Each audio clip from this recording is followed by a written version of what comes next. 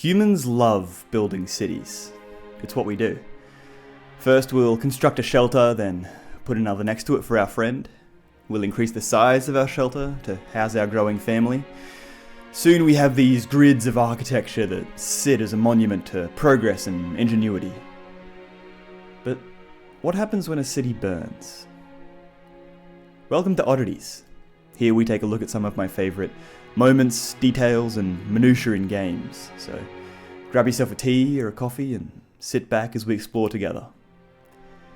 New Alexandria is my favourite mission in Halo Reach, with Exodus not far behind. I love it when Halo sets a level in an urban setting, as it kind of grounds the story in a way.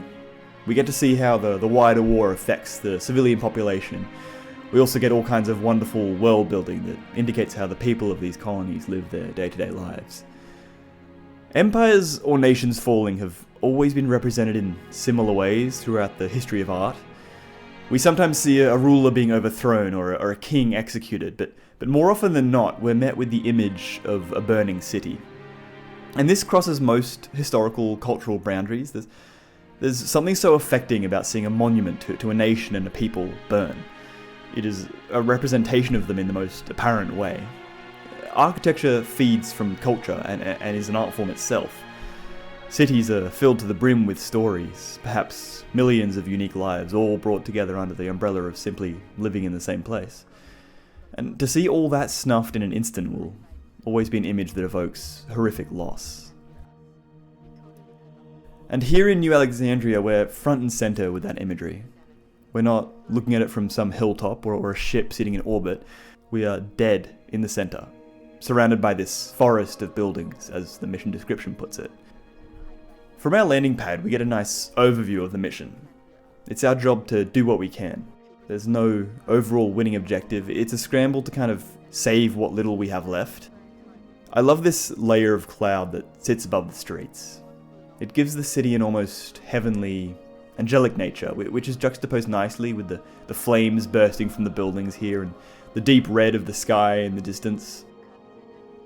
Being Australian, I have seen a sky like this before, radiating from some distant bushfire, and it gives a feeling you can't quite describe. It's a unique terror of something unbeatable and unstoppable.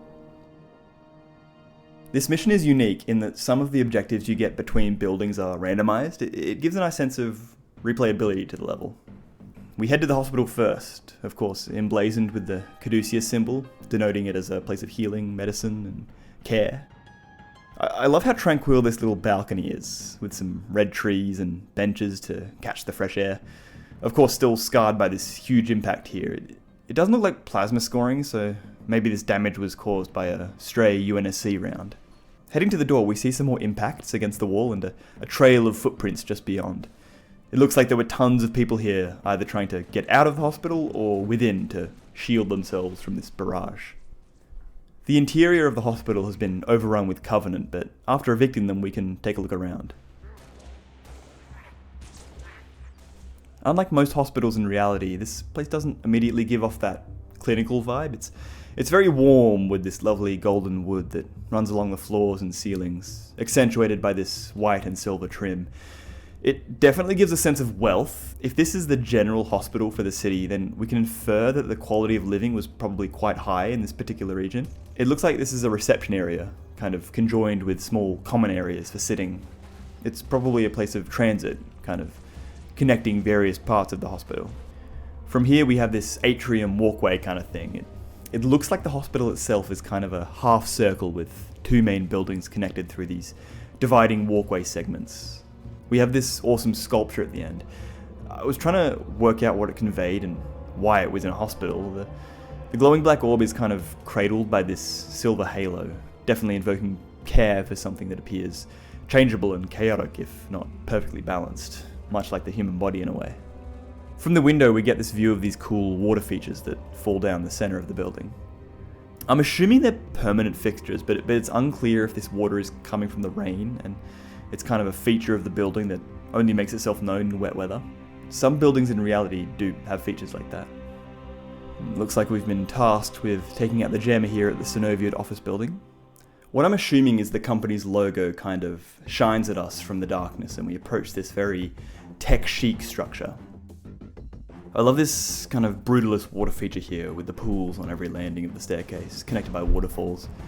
If my research doesn't fail me, this Sinoviet company are the ones who manufacture some of the ships that the UNSC uses, and you can actually see a hologram of one here. And you can really get that same sense of that blocky, rigid, military visual that many of the larger ships have. Almost as if they put this decoration here because they had to, not necessarily because they wanted to. It definitely characterizes this as a company who let their products advertise for them, rather than needing to boost their image throughout their own installations. I really hate these beam rifle jackals, but at least they have nothing on their Halo 2 counterparts. Stay tuned for that episode. And here in the main section of the tower we find the multiplayer map Reflection, which itself is a remake of Ivory Tower. So all you Halo 2 lovers might get a little nostalgic as we explore these halls.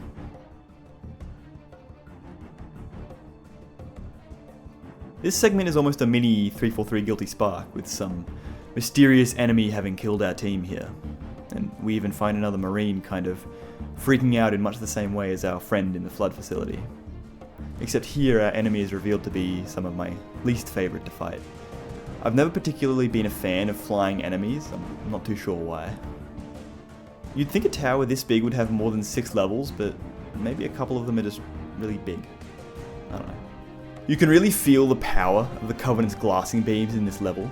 I love the way there's this huge build-up and then the whole screen shakes as this gargantuan torrent of energy is just forced down to the ground. It really makes you feel insignificant. And then we hear a familiar voice. Thermal looks clear for Command, now. this is Gunnery Sergeant Buck with the 11th ODST, over. Copy, Gunnery Sergeant, go ahead. Need escort on a classified op. Send someone who knows how to fly type formation. And I like how we come full circle here and kind of get to see Buck's experience on Reach.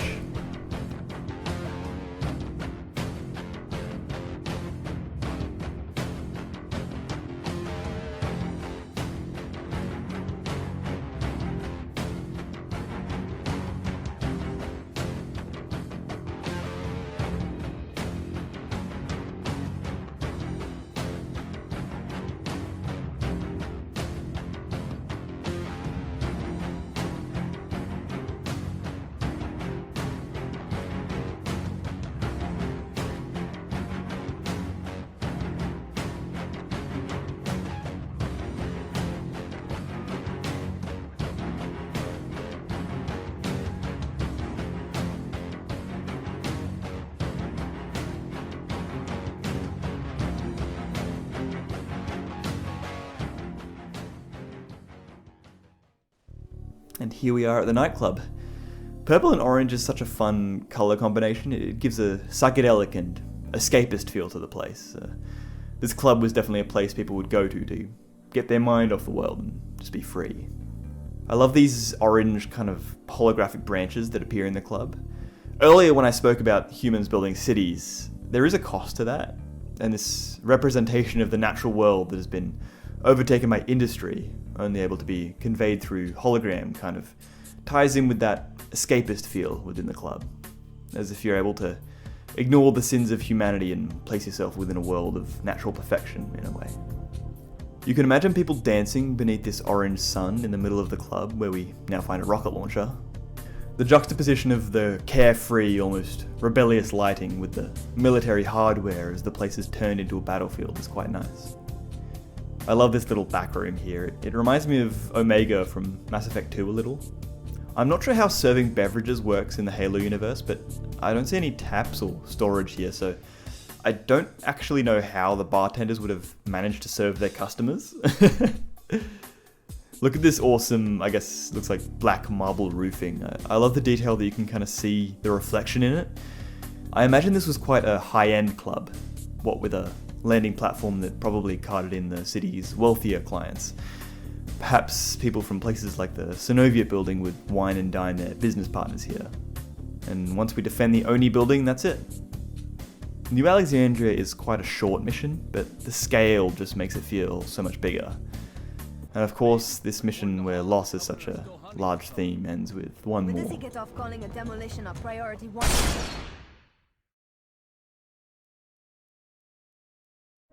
and we finish on one of my favourite shots in the entire series.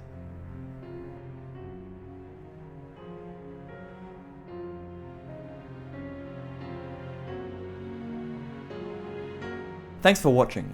I'd love to take a look at more Halo levels, so if you have any you'd like me to delve into, then let me know in the comments. Millie is currently working on a video of her own where she'll take a look at something she loves, so keep an eye out for that. Thanks for the support on the last few videos. It's been great to see how much you guys are enjoying them, and I hope you'll stick around for more. Cheers.